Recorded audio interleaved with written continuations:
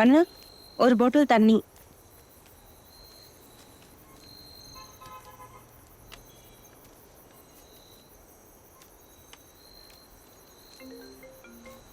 Hello,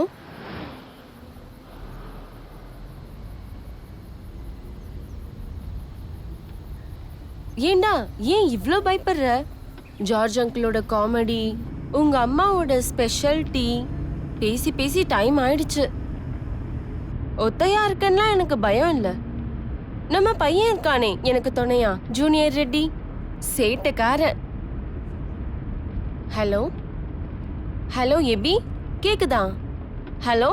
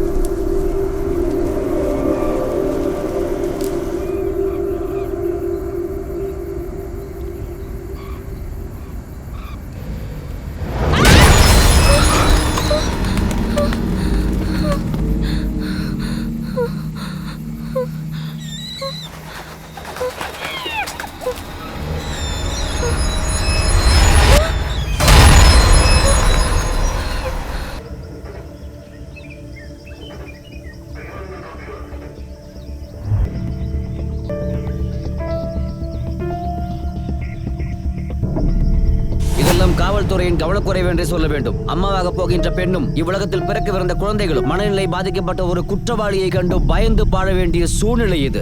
இது இப்ப 3வது கர்ப்பிணி கொலை செய்யப்பட்டது. Saijutha sir, situation is very complicated. Almost 26 வயசுல ஒரு பொண்ணோட பாடி கண்டுபிடிச்சிருக்கோம். ஓகே சார், சொல்லிக்கிறேன் சார். ஓவர். மேடம், ஏதாவது க்ளூ? No idea. கழுத்துல முக்கியமான நரம்பு கட்டானதால தான் மரணம் ஆயிட்டாங்கன்னு நினைக்கிறேன். But I am sure it's a professional. இறந்து போன கர்ப்பிணி பெண்ணோட பேரு டெசா. இங்க இருந்து ஒரு 4 கிலோமீட்டர் தள்ளி தான் வீடு. Husband JD, wildlife photographer. பாவம், ஸ்டேஷன்ல எழுதுகிட்டே இருக்காரு. கொலைகாரனை பத்தி ஏதாவது தெரிஞ்சுதா? எப்படி சார்? ஃபாரஸ்ட் ஏரியால முயற்சி பண்றோம், பார்க்கலாம்.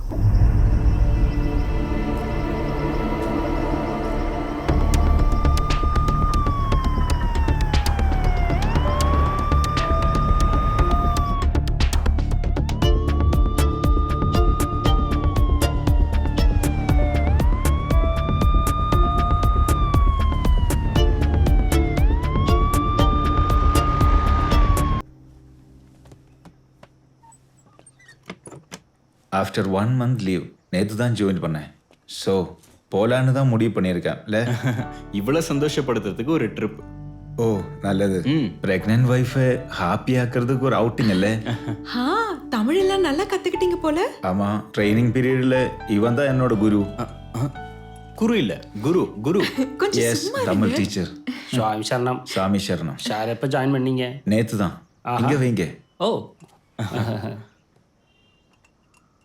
தேங்க்யூ. சரி. சாய குடிக்கൂ. இந்த சமயத்தில் அந்த மாதிரி ஒரு இடத்துக்கு ஒரு ட்ராவல் வேணுமா? ராஜீவ், உங்களுக்கு தெரியுமே அங்கே நடந்த இஷ்யூஸ் எல்லாம். அது பழைய விஷயம்ல. சாப்பிடு. Super hero, come on. பார்த்து. இது ஃபுல் டைம் கையில் வச்சு சுத்திட்டு இருக்கீங்க. ஆமா ஆமா, தூங்கும் போது கூட இது கையில தான் இருக்கும். நாங்க கிளம்புறோம். நாளைக்கு காலையில போகணும். சென்னையில ஒரு முக்கியமான கான்ஃபரன்ஸ் இருக்கு. ஓகே. அப்போ வரோம். சரி. சரி பாப்பா ராஜீவ் பாத்து பி ஏறு. கேர்ஃபுல். ஷோர்டா. அப்புறம் சுவாமி சரணம். சுவாமி சரணா. சீக்கிரமா ஏறு. பாய்டா. பாய். பார்த்து பத்திரமா க்ளோஸ் பண்ணு.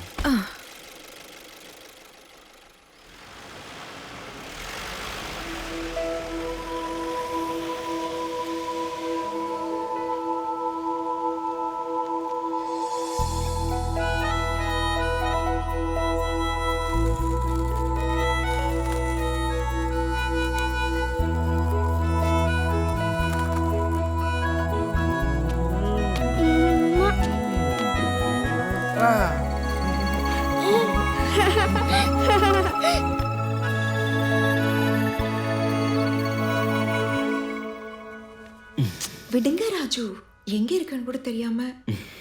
ஆமா, என் பொண்டாட்டியை கட்டி பிடிக்கிறதுக்காக ஆ. நான் போய் ஜோசியக்காரன்ட்ட நேரமா கேட்டு வர முடியும். ம்? பிரெக்னெண்டா இருக்கேன் மிஸ்டர். இந்த மிஸ்டர் கட்டி பிடிச்சதுனால தானே இந்த மிஸ்ஸஸ் பிரெக்னன்ட் ஆனது. ச்சே, ரெக்கம் கெட்ட மனுஷன். பெரிய ஃபாரஸ்டர் தான் ஃபாரஸ்டர் தான். அப்புறம் என்ன சொல்றாங்க குட்டி ராஜீவன்? அவரு. எஸ்ஏ செலக்ஷன் டெஸ்ட் பாஸ் ஆகி இப்ப என் வயித்துக்குள்ள இருந்து பாசிங் அவுட் பரேடர் பண்றாரு. என்ன மிலிட்ரிக்கார பொண்ணுக்கு காமெடிலாம் வருமா? குடிச்சிருக்கியா? 2 பெக்ஸ்.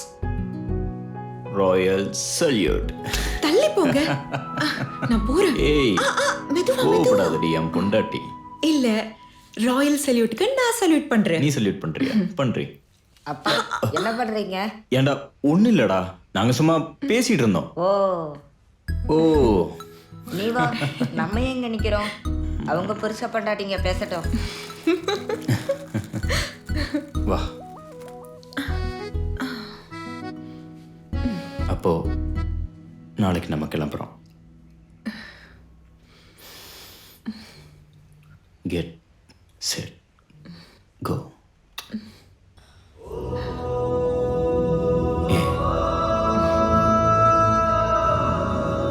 சினுவா, ஏய் சினு, நில்லு. ஆஹா, உன்னோட தம்பி தான் பேய் பிடிக்கிறவன். அடேங்கப்பா, அவர் ஒன்னும் பேய் பிடிக்கிற ஆள் கிடையாது. அவர் பாராசைக்காலஜில ரிசர்ச் பண்ணிட்டு இருக்காரு. அப்படியா? ஆ. ம்ஹும். ஆனா இப்ப ஏதோ சைக்கோ கில்லர்ஸ் பத்தி இன்ஃபர்மேஷன் தேடிட்டு இருக்கிறதா சொன்னாங்க. இந்த பேய் சைக்கோல்லாம் தேட வேண்டிய அவசியமே இல்ல. அப்படியா? நிஜமா தான் சொல்றேன். ஒரு கல்யாணம் பண்ணா போதும், எல்லாம் தெரிஞ்சுக்கலாம். உன்ன சரி சரி எடு. ஹாய் ராஜண்ணா. ஹலோ மச்சான், எங்க? தோ தங்கச்சி இங்க தான் இருக்கா. ஹாய் ஹாய் சச்சு, இங்க வா. எப்படி போகுது அங்கெல்லாம்? ராஜண்ணா, நீங்க எங்க இருக்கீங்க? நாங்க இன்னும் கிளம்பல. ஏண்டா நீ எங்க இருக்க? நான் இங்க பக்கத்துல உங்களுக்கு 10 கிலோமீட்டர் கிட்ட தான் இருக்கேன். நான் நம்ம மிகாயில் ஃபாதரை பார்க்க வந்தேன். ஃபாதரோட லைப்ரரியில இருந்து கொஞ்சம் டேட்டாஸ் கலெக்ட் பண்ண வேண்டியிருந்துச்சு. நீங்க எப்ப கிளம்புவீங்க? நாங்க ஈவினிங்கா கிளம்புவோம். ரூம்ல போயிட்டு அப்படியே ஃப்ரெஷ் ஆகணும், அப்புறம் கிளம்பிடுவோம். வீட்டுக்கு வாங்க ராஜண்ணா, குழந்தைங்களெல்லாம் பார்க்கலாம்ல. ஹலோ சொல்லுங்க. ஹாய் சச்சு. ஹாய் சில்லு. வீட்டுக்கு வாங்க, அங்கிள் இங்க பக்கத்துல தான் இருக்கேன். சரி, இன்னைக்கு நைட்டே கொஞ்சம் சீக்கிரமா வீட்டுக்கு போகணும்ல, பார்க்கலாம். முடிஞ்ச வரைக்கும் ட்ரை பண்ணுங்க. ஓகே சரி, அப்புறம் பார்க்கலாம். ஓகே. அது யார் ஆனந்தா? மச்சான் ஃபாதர். யார் அந்த ராஜீவனா? ஆமா, இப்போ எங்க இருக்காப்ல? சென்னையில இருக்காரு. Is young brilliant brave officer. நீங்க வாங்க, உங்களுக்கு வேண்டிய ஆளுங்களை நான் காட்டுறேன். வாங்க.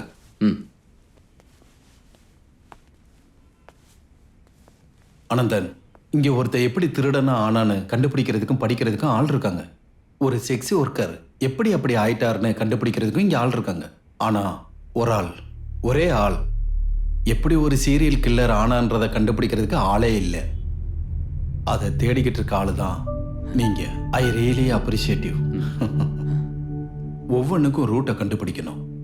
ஒருத்தர் சைக்கோ ஆகுறதும் கொலையாளி ஆகுறதும் அவங்க கையில் இல்லை. சூழ்நிலை, நம்மளை சுற்றி இருக்கவங்க வேறுபாடுகளும் எண்ணங்களும் தான். இதெல்லாம் தான் அவங்கள அப்படி மாத்துறது. வாங்க. இங்கே இருக்க ஒவ்வொருத்தரும் ஒவ்வொரு காலகட்டத்திலையும் உலகத்தையே ஆட்டி படித்தவங்க. இந்த உலகத்தில் ஒவ்வொரு மூலையிலையும் அடுத்தடுத்த கொலையை இரத்த களரிகளாக உருவாக்குனவங்க இவங்க. அலைன் வெர்னோஸ் பிறந்தது 1965. 1989 முதல் 1990 வரை கிட்டத்தட்ட ஒரு வருஷத்துக்குள்ள 7 பேர்த்த தலையில வெட்டி கொண்டிருக்கான்.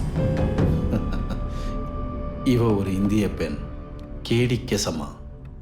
சைனடு மல்லிகானா கர்நாடகா போலீஸ் ரெஜிஸ்டர்ல இருக்க பேரு. 1998 முதல் 2007 வரைக்கும் 6 பெண்களை சைனடு கொடுத்தே கொண்டிருக்கா. நம்ம ஊர்ல நடக்கிற கொலைகள் மாதிரி. இது ராமன் ராகவ், சந்தீப் தெல்வாய், அண்ணா தம்பி, வேலுச்சாமி, இப்படி பல பேர்ல இருந்திருக்காங்க. 1960ல் சீரியல் கில்லர் கொலை பண்ணது 1-2 இல்லை, 41 பேரை. ரோடு சைடு தூங்கிக்கிட்டு இருக்கவங்கள தலையை விட்டுறது தான் அவன் வேலையே. இது ஆட்டோ சங்கர். பெண்களை குறி வைப்பான், ரேப் பண்ணி சாகடிப்பான். ஒரு வருஷத்துல 6 பேர். இது மாதிரி எத்தனையோ பேர். 125 பேரை கொன்ன தப்சேரா, குழந்தைகளை மட்டும் கொன்ன ரோனி ஷிண்டே, 100 பேரை கொன்ன தேவேந்திர சர்மா, 30 பெண்களை கற்பழிச்சு கொன்ன ஜெய்சங்கர், 5 வயசுக்கு கீழே இருக்கிற குழந்தைகளை மட்டும் கொல்ற அமர்தீப் சதா, 20 பெண்களை கொன்ன மோகன்குமார். ஃபாதர், இது அது விக்டோரியா, தமிழ் பெண் தான். நான் இதுக்கு முன்னாடி உங்ககிட்ட சொல்லியிருக்கேனே. எஸ், எனக்கு ஞாபகம் இருக்கு. உங்களுக்கு மட்டும் இல்லை, உங்க மச்சான் ராஜீவுக்கும் இது தெரியும் விக்டோரியா பத்தி. ஏன்னா அவங்க பண்ண ஒரு கொலையில அவங்கள சஸ்பெக்ட் பண்ணும்போது ராஜீவும் அங்க இருந்திருக்காரு. நான் அன்னைக்கே உங்ககிட்ட கேட்கணும்னு இருந்தேன் ஃபாதர். ஒரு கன்னியாஸ்திரியா இருக்கிற பொண்ணு, அதுவும் நல்ல ஒரு கிறிஸ்டியன் ஃபேமிலியில பிறந்தவ, அவங்க எப்படி ஒரு கொலைகாரியா மாறினாங்க? இங்க பாருங்க, விக்டோரியா இந்த கொலை செய்யறதுக்கெல்லாம் ரொம்ப முன்னாடி அவங்களுக்கும் இருந்துச்சு ஒரு அழகான நிகழ்கால வாழ்க்கை.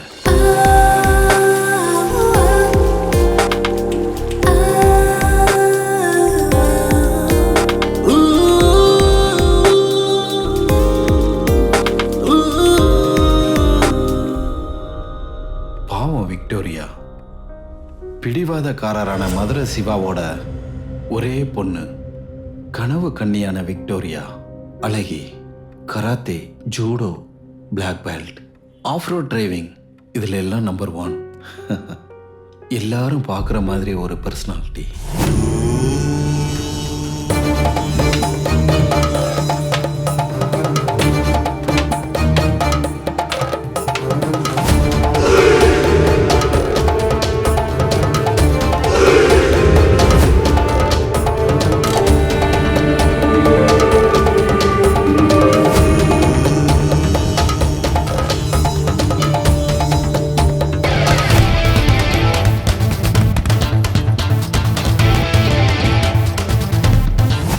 அவளுக்கு ஒரு பேர் இருந்துச்சு, பறக்கும் விக்டோரியா. ஏன்னா ஒரு சூப்பர் கேலா இருந்தா அவளுக்கு ஃப்ரெண்ட்ஸுகளே அவளை பார்த்து பொறாமப்படுவாங்க, அந்த அளவுக்கு அழகு.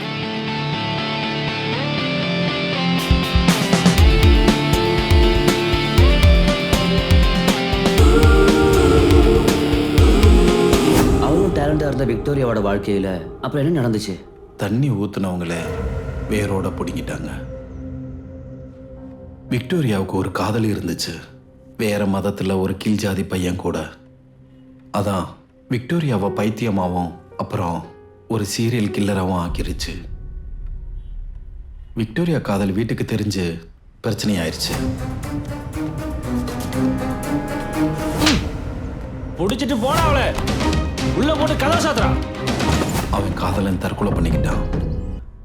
யாரையும் கொல்ற சக்தியும் பணமும் அவங்க கிட்ட இருந்துச்சு.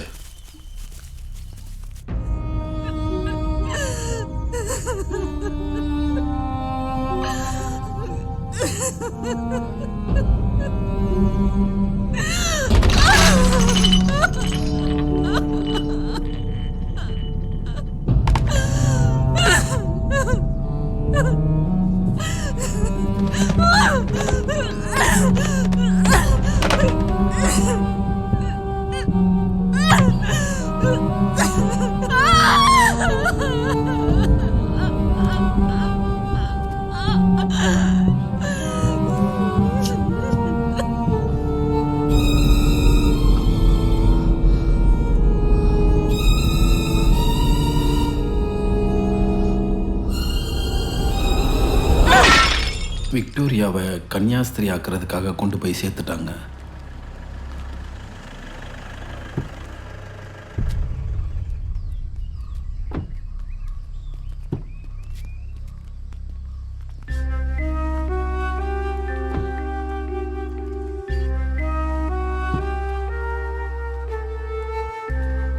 கர்த்தர் குழந்தையா அவளை மாத்திட்டாங்க.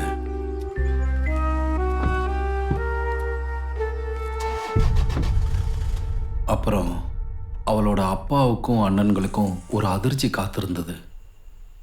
விக்டோரியா மாசமா இருந்தா.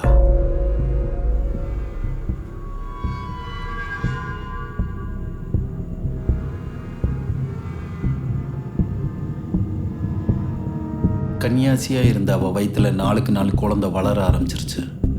இது அந்த குடும்பத்தினால ஏத்துக்கவே முடியல.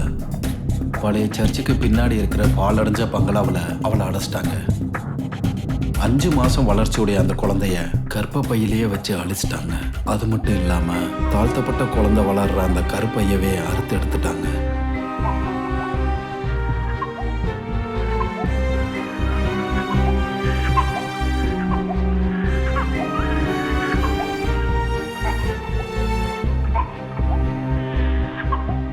இதெல்லாம் செஞ்சது டாக்டர் மல்லிகாம்மாள். நட்டோரியஸ். பணத்துக்காக எதையும் செய்கிற டாக்டர். ஆனால் இந்த கொடூரமான வேலையை செய்யும்போது அந்த டாக்டரும் கர்ப்பமாக இருந்தாங்க.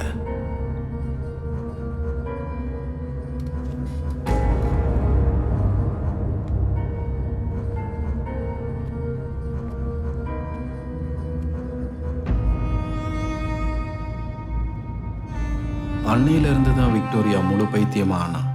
இல்லை, எதையும் வெளியில் சொல்லாமல் இருக்க விஷ ஊசிகளை போட்டு மல்லிகா அம்மாள் விக்டோரியாவை முழு பைத்தியமாக்கிட்டாங்க.